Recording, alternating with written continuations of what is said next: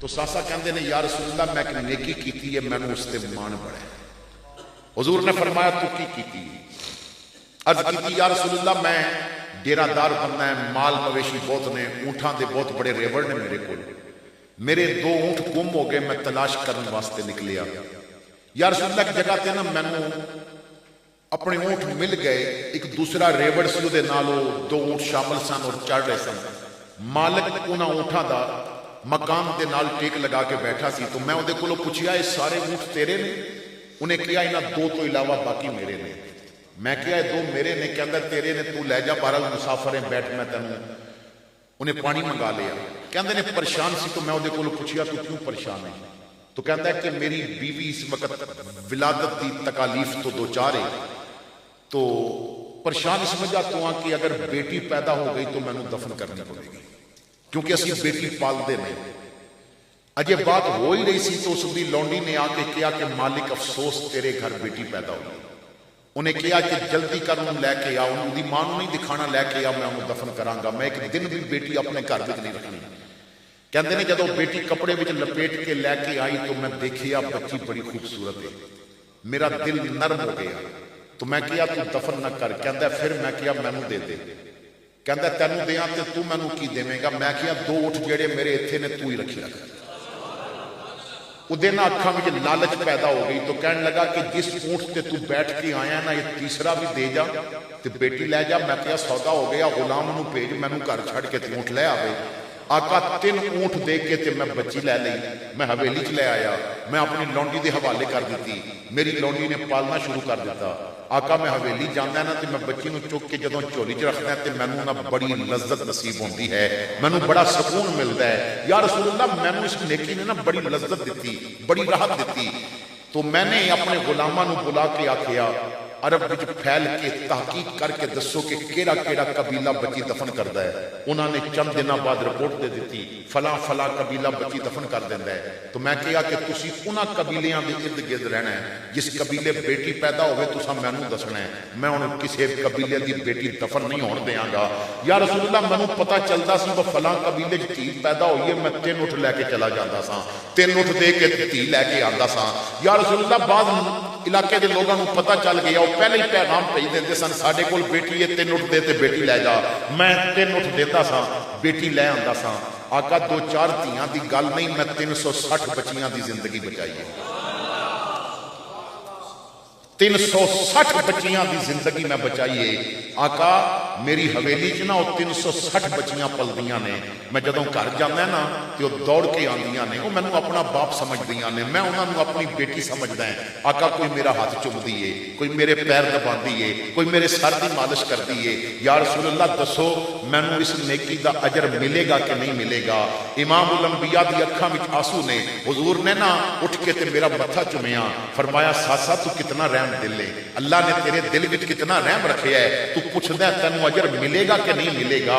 اسی نیکی دا اجر رب تینوں جہالت چوں کڈ کے محمد دے قدماں وچ لے کے آیا ہے, تینوں اسلام دا نور عطا کر دیتا ہے, تینوں مصطفیٰ کی غلامی کی سند دے دیتی ہے. یہ تے دنیا دا اجر ہے. ساسا قیامت آ لین دے, میں اپنے رب کولوں نہ اس نیکی تے تینوں جھولیاں بھر بھر کے اجر لے کے دیواں. تو جس دن اساں نے بیٹی دی ولادت تے خوشی کر لئی, سمجھ لینا اساں میلاد دا حق ادا کر دتا.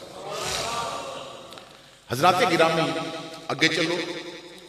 ساڈے اس معاشرے دے اندر بڑا عجیب جہا ایک نظام چل نکلے. اسی جس بندے نوں مزدوری تے گھر رکھیے نا, کوئی پینٹ والا آ گیا ہے یا ویسے کوئی کام کر رہا ہے, کوئی کمرہ بنانا ہے, یا ویسے جو ساڈے گھر اگر بندے کول ہمت ہے تو نوکر رکھ لیندا ہے, ملازم رکھ لیندا ہے. تو اسی مزدور ملازم جتنے طبقے نے, اگر وہ 5 وقت دا نمازی بھی ہوئے مگر اسی اس دے برتن الگ کر دیندے ہیں. اساں نے نوکر دی پیالی الگ رکھی. کوئی مزدور اگر کام کر کے گیا تو اسی جس پیالی وچ انہوں چاہ دیندے ہیں اور پھر سٹ دیندے ہیں یا الگ رکھ دیندے ہیں. کوئی اور مزدور آیا تو انہوں دیواں گے. پھر اسی میلاد حضور دا کر کے تے لکھاں لا کے اور ساڈے اندر یہ تکبر اور غریب دے نال یہ نفرت موجود ہوئے, تو سوال یہ ہے کہ میلاد دا کی رنگ چڑھیا تھوڑے.